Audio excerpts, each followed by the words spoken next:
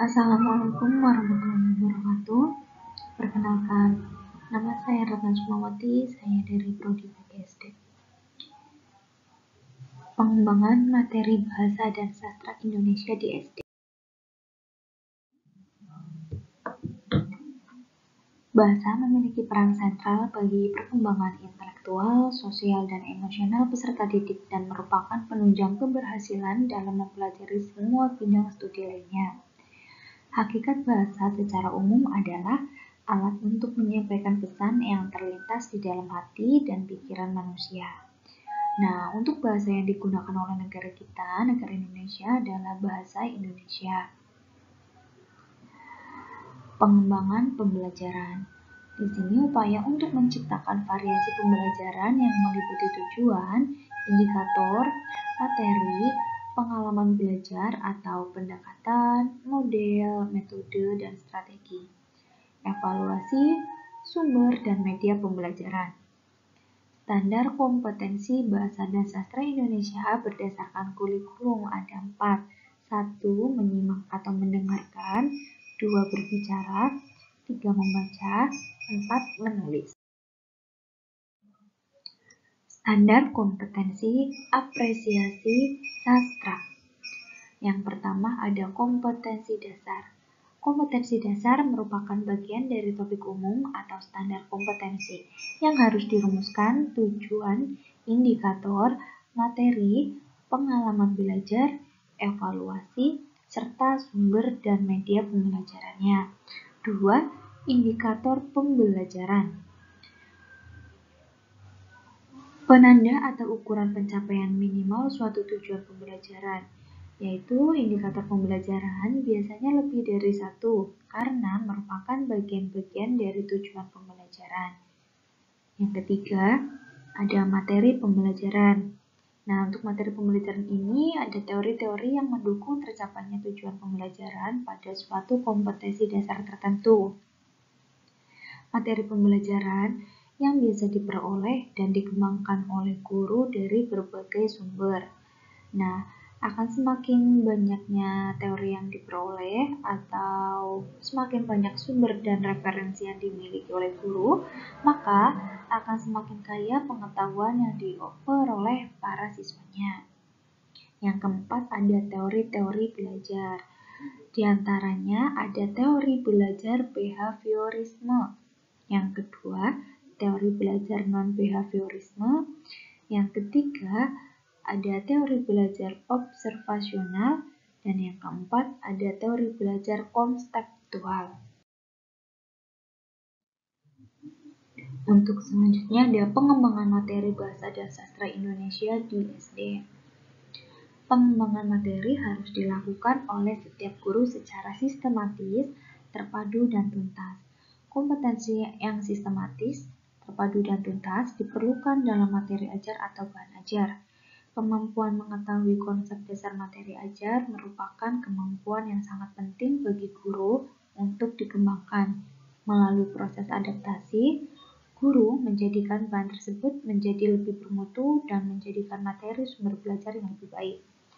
Bahan ajar atau materi pembelajaran adalah pengetahuan keterampilan dan sikap yang harus dipelajari oleh siswa dalam rangka pembelajaran yang terdiri dari pengetahuan, keterampilan, sikap, dan nilai.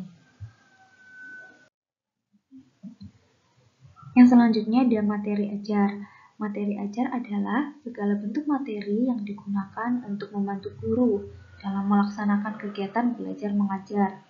Sedangkan bahan ajar adalah bahan atau materi pelajaran yang disusun secara sistematis yang digunakan guru dan siswa dalam proses pembelajarannya. Nah, di sini ada 3 konsep dasar materi ajar. Apa saja?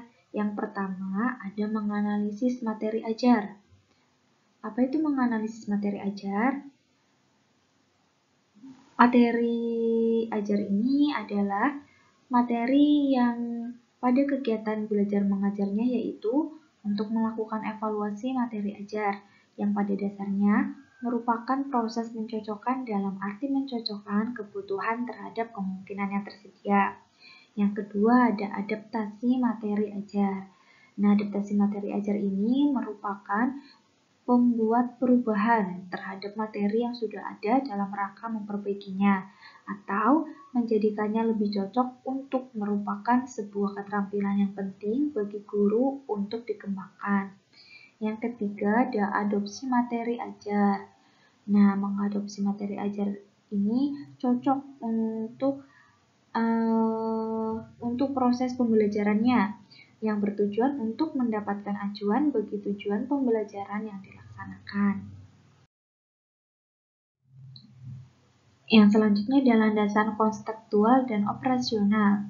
Di antaranya, sesuai dengan tujuan pembelajaran. Yang kedua, relevan dengan kebutuhan siswa. 3. Kontekstual atau pembelajaran yang berhubungan dengan dunia nyata. 4. Sesuai dengan tingkat. 5. Menarik untuk guru harus kreatif agar siswa mampu berpikir kritis. Yang keenam, praktis materi yang dapat diterima siswa dengan mudah. Yang selanjutnya ada menantang. Nah, di sini guru harus membuat inovasi dalam pembelajaran yang diberikan. Dan yang terakhir ada karya aksi. Karya aksi ini yaitu terjadinya kolaborasi atau kerjasama antara guru dengan lingkungan sekitar. Yang selanjutnya ada media pembelajaran. Kenapa harus ada media pembelajaran? Nah, karena dengan adanya media pembelajaran ini, seorang guru itu mampu menyampaikan materi dengan mudah dan siswa akan menerimanya itu dengan lebih mudah. Jenis media pembelajaran diantaranya ada media audio. Yang kedua ada media visual. Yang ketiga ada media audiovisual. 4. Media serbaneka. Yang kelima ada gambar fotografi. Dan yang terakhir adalah peta dan global. Berikut adalah materi yang dapat saya sampaikan. Wabillahi taufiq wal hidayah. Wassalamualaikum warahmatullahi wabarakatuh.